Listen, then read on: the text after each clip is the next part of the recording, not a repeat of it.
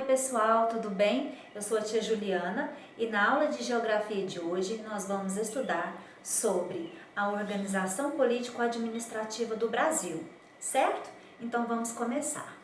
O território do Brasil está organizado de acordo com o artigo 1º da Constituição Brasileira e diz que a República Federativa do Brasil é formada pela união inseparável dos estados, dos municípios, do Distrito Federal e constitui-se também em um Estado democrático de direito. Mas afinal, quem são as unidades político-administrativas? A União, que representa todo o nosso país, os estados, que são as divisões internas do país e o Distrito Federal, e os municípios, são as cidades. Em cada estado, nós temos várias cidades, que chamamos de municípios. As unidades político-administrativas são governadas por 3 poderes públicos. São eles: o Poder Executivo, o Poder Legislativo e o Poder Judiciário. O Poder Executivo é responsável por administrar as unidades. Quais unidades?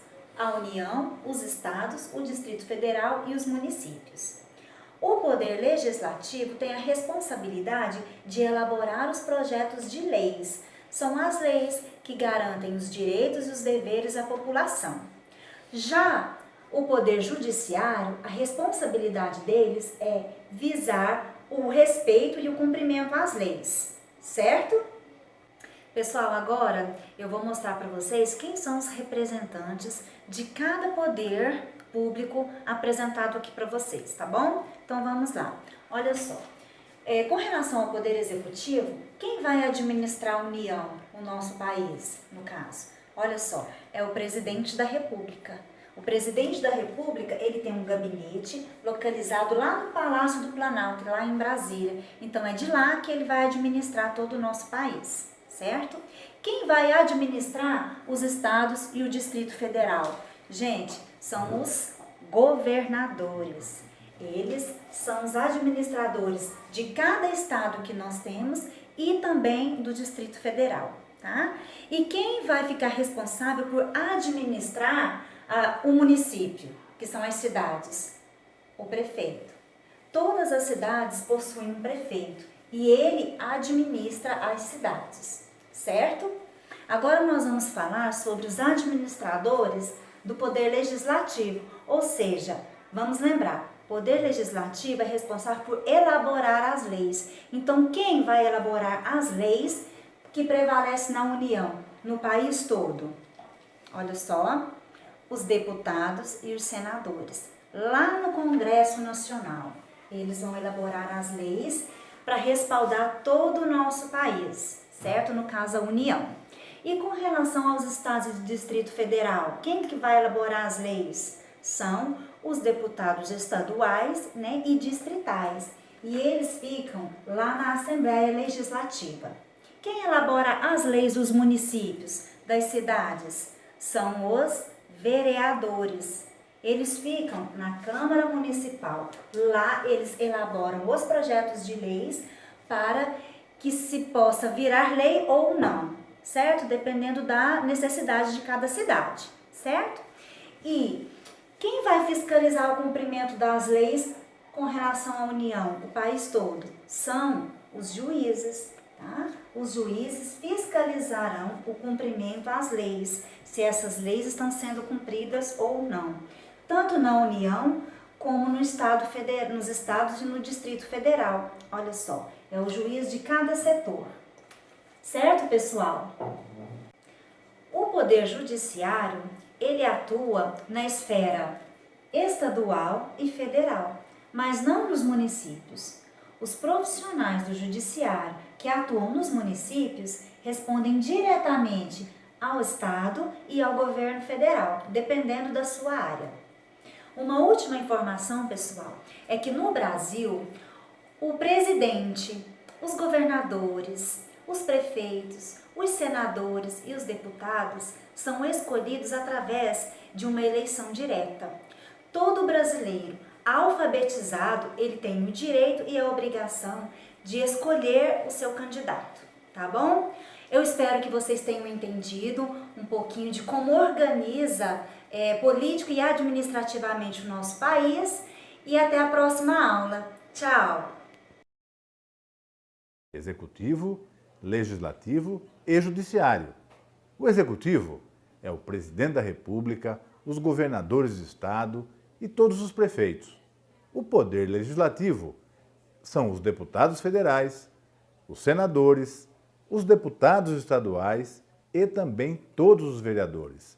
O Poder Judiciário é o Supremo Tribunal Federal, os tribunais estaduais e todos os juízes que estão nas cidades brasileiras. Eles devem funcionar harmonicamente. Um depende do outro, um fiscaliza o outro. E são três para que não haja nenhum se sobrepondo aos demais, fazendo com que a democracia no país seja preservada. Por exemplo, vamos pensar uma lei votada pelo Congresso Nacional, dizendo que a partir de agora todos devem usar um chapéu cor laranja. E se não usarem, vão receber uma multa. Cabe ao Legislativo, então, votar esta lei. O Poder Executivo vai colocar esta lei em prática e vai publicar a lei para que todos realmente usem este chapéu cor laranja. O Judiciário, quando acionado, vai cobrar a multa daqueles que não usarem o chapéu laranja a partir de agora. Eu fiz uma brincadeira, é claro. Não dá para imaginar que o Congresso iria votar uma lei como essa. O Poder Executivo ia colocar em prática algo desse tipo, fazer com que todos usassem o chapéu laranja. E também que o Poder Judiciário pudesse cobrar o cumprimento dessa lei. Pronto, está aí um exemplo simples do que fazem os três poderes. Você já deve ter ouvido muito brasileiro falar que político é tudo igual. Todo mundo rouba, que a gente não sabe votar, que a gente não tem memória. Mas quem é o brasileiro? O brasileiro, meu amigo, é o João. O João não lembra em quem votou nas últimas eleições, mas vai votar de novo esse ano. Em qualquer um, claro, porque ele acha que todos são iguais. João não é muito chegado em política, e por isso vamos explicar para ele como funciona o sistema político brasileiro. Esse é o Brasil, terra de João. O Brasil é um país que se divide em 3 esferas: a federal, que engloba todo o país, a estadual, que diz respeito aos estados, e a municipal, que são as cidades. Além das 3 esferas, existem 3 poderes que as administram: o legislativo, o executivo e o judiciário. O poder legislativo é aquele que redige e vota as leis. O executivo é aquele que as executa, ou seja, divulga as leis e as aplica. O judiciário é aquele que julga quando a lei não é cumprida. Ao mesmo tempo, um poder fiscaliza o outro. Em cada esfera, o poder é exercido por pessoas diferentes. O legislativo é representado pelos deputados federais e pelos senadores no país, pelos deputados estaduais nos estados e pelos vereadores nas cidades. O poder executivo é exercido pelo presidente da República no país, pelos governadores nos estados e pelos prefeitos nos municípios. O poder judiciário é exercido pelos tribunais federais, pelos tribunais estaduais e pelos juízes. Portanto, para que uma lei passe a afetar a vida de João, o que acontece é o seguinte: o legislativo cria a lei e a aprova. O executivo a publica e fiscaliza sua aplicação. E o judiciário está lá para fazer João pagar, caso ele não a respeite. Então, é assim que as coisas funcionam. Entendeu, João? Não, né? Tudo bem. Assiste o episódio 2 que a gente te explica melhor. Até lá! Olha o João aí de novo. Nossa, cara, eu já tava achando que você não viria. No episódio passado, você pareceu meio confuso. Tá confuso ainda? Fica tranquilo. Hoje a gente vai falar só sobre o legislativo. Assim dá pra você entender melhor, pode ser? É o seguinte, o legislativo é o poder que se envolve mais diretamente com as leis. Justamente porque elas são as ferramentas de trabalho dele. O que ele faz é escrever leis novas e modificar as antigas. Afinal, o mundo muda e as leis também precisam mudar. Além disso, o legislativo também vota a aprovação de uma lei nova ou a modificação de uma antiga. Agora, o processo pelo qual uma lei passa até ser aprovada e entrar em vigor é um pouco diferente dependendo da esfera. Nas esferas municipal e estadual, quem opera o legislativo são os vereadores e deputados estaduais, respectivamente. Não tem muito segredo, pois via de regra, tudo é criado, discutido e votado dentro das câmaras e assembleias. No caso da esfera federal, é um pouco diferente. Os responsáveis por criar as leis são tanto os deputados federais quanto os senadores. E juntos, eles formam o Congresso Nacional. A diferença é que enquanto os deputados federais representam a população dos estados, os senadores representam o estado em si. Isso significa que um estado com 20 trilhões de pessoas vai ter mais deputados eleitos que um estado com 20 pessoas, mas o número de senadores desses dois estados vai ser o mesmo. Se não houvesse a Câmara dos Deputados, os estados com mais pessoas ficariam mal representados, e se não houvesse o Senado, os estados com menos gente não teriam voz. É importante que você saiba, João, que o poder legislativo está muito ligado ao executivo por diversos motivos. Um deles é que as leis aprovadas pelo legislativo também passam pela aprovação do executivo. Se o presidente, o governador ou o prefeito não aprovarem alguma lei do legislativo de sua esfera, ela volta para os senadores, deputados e vereadores para alteração. Eles ainda podem insistir na lei e usar recursos para que a lei seja aprovada mesmo sem o executivo, caso haja maioria no Congresso ou nas câmaras. Ou seja, João, sempre que você não gosta de uma lei, não adianta culpar o executivo, porque ela foi criada e votada pelos deputados, senadores e vereadores. Sabe? Aqueles que o pessoal vota sem nem saber quem é ou o que faz. O legislativo também é responsável por fiscalizar a si mesmo e ao executivo. Ou seja, caso alguém do executivo esteja fazendo alguma coisa errada, é pro legislativo que ele tem que prestar contas. É o que acontece, por exemplo, nas CPIs. Tem outra coisa que é importante você saber sobre o poder legislativo. Ele aprova ou não o orçamento do executivo. Sempre que um presidente, governador ou prefeito é eleito, ele tem que fazer um orçamento explicando como vai usar o dinheiro do povo. O legislativo é quem aprova ou não esse orçamento. Se ele não aprovar, o executivo precisa fazer outro. Então, João, basicamente é isso que o legislativo faz. Claro, nunca é só isso. O que eu aconselho a você que vai votar é dar uma pesquisada no site do governo para entender bem como as coisas funcionam. Explicam até como um cidadão pode propor as próprias leis. Oi, João. Tava dormindo, né? Bom, toma um café e vamos lá. Hoje a gente vai falar sobre o executivo. Você lembra que o executivo é o presidente, os governadores e os prefeitos, né? E você também lembra que esse é o poder que veta, sanciona e publica as leis. Mas não é só isso que ele faz. Ele também administra sua esfera e faz as leis serem cumpridas. Lembra de como funciona para uma lei ser aprovada? Lembra que isso passa por um monte de gente? Existem muitos senadores, deputados e vereadores no legislativo, mas no executivo existe apenas um representante em cada esfera. E você acha que dá para ele fazer tudo o que precisa sozinho? Não, não dá mesmo. Por isso ele tem seu poder auxiliado por ministérios e secretarias.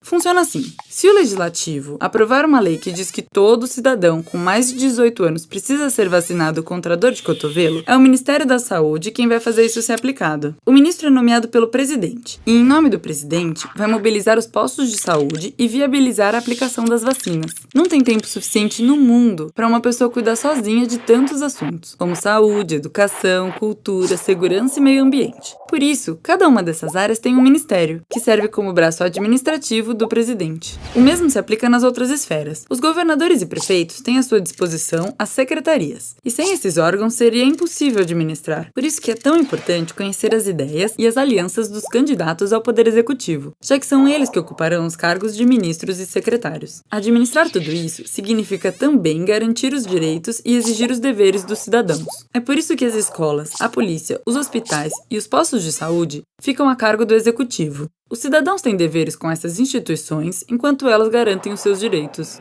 Bom, acho que isso já deu uma base. Se quiser se aprofundar mais, dá uma olhada no site que a gente linka. Imagina um mundo em que o poder judiciário não exista. Deputados aprovam leis e presidente, governadores e prefeitos botam as instituições para fazer elas funcionarem. Aí você sai de casa, é atropelado, roubam sua carteira e batem em você. Os culpados por isso são detidos, porque isso tudo é contra a lei. Mas, se não existe judiciário para julgar essas pessoas, as penas e indenizações não são estipuladas de forma justa. E aí tudo vira uma zona, onde infrações brandas têm sentenças pesadas e pessoas que cometeram crimes sérios continuam fazendo as mesmas injustiças por aí. Ou seja, sem o judiciário, ninguém é julgado de forma justa. E se isso não acontece, não há equilíbrio entre a gravidade dos crimes e as sentenças impostas, já que as leis são uma coisa teórica, uma ideia do que pode vir a acontecer. E cada caso é um caso. É para resolver esses impasses que o judiciário interpreta e utiliza as leis. Afinal, tem vezes que alguém precisa ser punido e tem vezes que alguém precisa ser compensado. Agora, diferente do juiz do MMA, o Poder Judiciário não vem em pronto-socorro quando você está sangrando no chão. Nesse sentido, o Judiciário funciona mais como a sua mãe. A sua mãe mesmo, João. Lembra quando seu irmão mais novo te batia e você revidava? Ele ia correndo chamar a sua mãe. Ela estava de boa quando foi chamada para resolver a situação. Com o judiciário é a mesma coisa. Ele só intervém quando provocado e para provocá-lo é preciso mover uma ação. E lembra, João, que cada caso é um caso? Por isso o judiciário, diferente dos outros poderes, não é dividido só por esferas. Ele também é dividido por matérias. E o que são as matérias, você me pergunta? Elas são as diferentes áreas da justiça, divididas entre justiça comum, que engloba, por exemplo, o direito civil e o penal, podendo ser federal ou estadual. E as especializadas, a justiça do trabalho, a eleitoral e a militar. Cada uma com diferentes representantes. Elas são muitas, muitas mesmo. Então, se você quiser entender mais, clica nesse link que você vai encontrar um organograma lindo. Agora, o que realmente importa aqui é que todos eles têm um tribunal superior de acordo com a matéria. E todos eles estão submetidos diretamente ao Supremo Tribunal Federal. Sempre que houver um conflito que lese ou ameace a Constituição, o STF pode intervir. Os representantes dos tribunais superiores e do Supremo Tribunal Federal são ministros, e diferentemente dos outros cargos do Judiciário, que são preenchidos através de concurso público, eles são escolhidos pelo Executivo e aprovados pelo Senado. Exatamente, João. Não existe votação popular para o Poder Judiciário. Trabalhando junto com ele está o Ministério Público, que não faz parte de nenhum dos três poderes, e que tem essa autonomia justamente porque é o órgão responsável por preservar os interesses da sociedade no caso de uma injustiça concreta ou em potencial. Ou seja, é ele um dos principais provocadores do Poder Judiciário, colhendo denúncias, investigando todas elas e propondo uma ação se isso for necessário. E para garantir o direito à orientação jurídica e defesa de quem não tem condições de pagar, existe a Defensoria Pública também. Então, João, esse foi o último poder que faltava. Tá aliviado? Agora me fala, João, que diferença isso vai fazer na sua vida? Não, João! Não faz isso com a gente! Isso faz toda a diferença. E é chegada a grande hora, João. O último episódio. Mais 3 minutos e te deixaremos em paz. Bom, nós explicamos como funcionam o Legislativo, o Executivo e o Judiciário. Então você já entende a base do sistema político brasileiro. Mas o mais importante, João, não é o que você sabe, é o que você vai fazer com isso. A gente explica. Um cidadão politicamente consciente é um cidadão politicamente eficiente, que vai cobrar as pessoas certas pelos motivos certos e do jeito certo. Ou seja, agora você sabe que bater na porta do presidente para reclamar a mudança de uma lei não adianta nada, porque quem cuida disso é o Legislativo e não o Executivo. Aliás, quando o presidente pode fazer o que bem entender, passando por cima do Legislativo, que nada mais é do que o representante do povo, isso se chama ditadura. Se esse não é o país que você quer, aproveita as eleições e muda isso. Ah, já sei, nem precisa falar. Você acha que político é tudo igual, né, João? Sabe por que é tudo igual? Porque você não lembra em quem votou há 4 anos. Porque você não lembra o que eles te prometeram e também não fez nada para reclamar as coisas certas para as pessoas certas. Eu vou te dar uma dica, João. Pesquisa bem quem você vai votar. Joga o nome dele num site de pesquisa, vê o que ele já fez. Aí sim você decide em quem você vai votar. Mas não esquece não, tá? Nos próximos 4 anos, João, tenta acompanhar o que ele vem fazendo. Aliás, acompanha todo mundo, até em quem você não votou. Os sites da Câmara dos Vereadores, dos Deputados e o site do Senado têm informações completas de quem são as pessoas que ocupam as cadeiras e o que elas têm feito. Mais ainda, lá também tem o telefone e o e-mail para cobrar aqueles que foram escolhidos por você para te representar. Cansa, né, João? Leva tempo, né? Mas reclamar também. Então, que tal usar sua energia para uma coisa que realmente dê resultado? Não importa qual seja a escolha ideológica, desde que você saiba o que está fazendo e por que está escolhendo isso. Pode votar no candidato que você já conhece, votar nulo e até fazer voto protesto escolhendo quem está ali de brincadeira. Mas entenda por que você está fazendo isso. Entenda o reflexo disso. Entenda o desperdício de oportunidade que é usar um voto sem entender a função dele. Votação não é piada, João. Nem brincadeira e nem perda de tempo. A não ser que você faça virar tudo isso. O Brasil é responsabilidade sua, João. Sua. Você pode ser um pedacinho pequenininho nisso tudo, mas isso não tira sua importância. Sabe por quê? Porque o João sou eu aqui falando. É a galera que escreveu esse texto e quem te desenhou e te animou. É sua mãe, seu pai, seu irmãozinho, sua namorada, o cobrador do ônibus, o pedreiro da obra da frente. O João é você e o Brasil é responsabilidade sua. Compartilhe esses vídeos com outros Joãos. E nessa e nas próximas eleições, não jogue seu voto no lixo.